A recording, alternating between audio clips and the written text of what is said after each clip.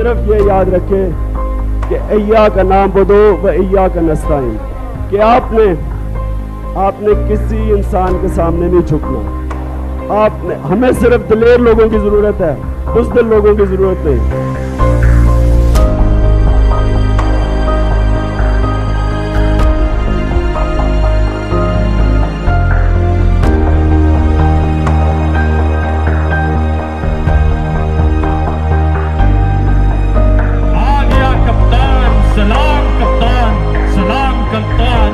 इंसाफ होगा, एहतिसाब होगा, एक कानून एक निसाब होगा, जोश होगा अब मजदूर के साथ।